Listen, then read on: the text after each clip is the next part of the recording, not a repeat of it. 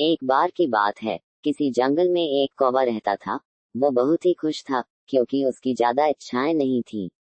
वह अपनी जिंदगी से संतुष्ट था। लेकिन एक बार उसने जंगल में किसी हंस को देख लिया और उसे देखते ही सोचने लगा कि ये प्राणी कितना सुंदर है। ऐसा प्राणी तो मैंने पहले कभी नहीं देखा।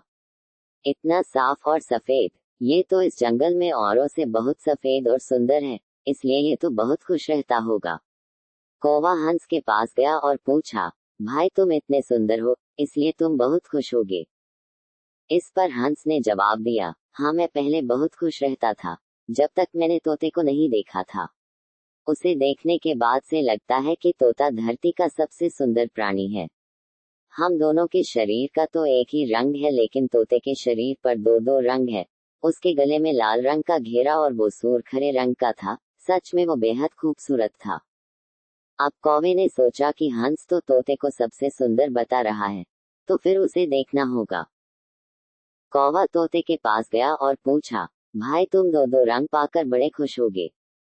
इस पर तोते ने कहा, हाँ मैं तब तक खुश था जब तक मैंने मोर को नहीं देखा था।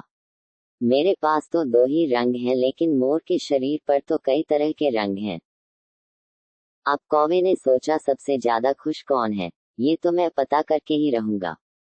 इसलिए अब मोर से मिलना ही पड़ेगा। कौवे ने मोर को जंगल में ढूंढा, लेकिन उसे पूरे जंगल में एक भी मोर नहीं मिला और मोर को ढूंढते ढूंढते वह चिड़ियाघर में पहुंच गया। तो देखा मोर को देखने बहुत से लोग आए हुए हैं और उसके आसपास अच्छी खासी भीड़ है। सब लोगों के जाने के बाद कौवे ने मोर से पूछा, भाई तुम दुनिया के सबसे सुंदर जीव हो और रंग बिरंगे हो, तुम्हारे साथ लोग फोटो खींचवा रहे थे। तुम्हें तो बहुत अच्छा लगता होगा और तुम तो दुनिया के सबसे खुश जीव होगे। इस पर मोर ने दुखी होते हुए कहा, भाई अगर सुंदर हूं तो भी क्या फर्क पड़ता है। मुझे लोग इस चिड़ियाघर में कैद करके रखते हैं, लेकिन तुम्हें तो कोई चिड़ियाघर में कैद करके नहीं रखता और तुम जहां चाहो अपनी मर्जी से घूम फिर सकते हो।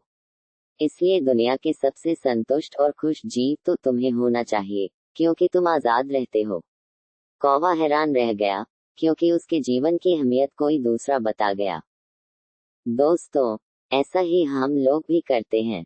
हम अपनी खुशियों और गुणों की तुलना दूसरों से करते हैं, ऐसे लोगों से जिनका रहन सहन का माहौल हमसे बिल्कुल अलग होता है। हमारी जिंदगी में बहुत सारी ऐसी चीजें होती हैं जो केवल हमारे पास हैं, लेकिन हम उसकी अहमियत समझकर खुश नहीं होते। लेकिन दूसरों की छोटी खुशी भी हमें बड़ी लगती है, जबकि हम अपनी बड़ी खुशियों को इग्नोर कर देते हैं।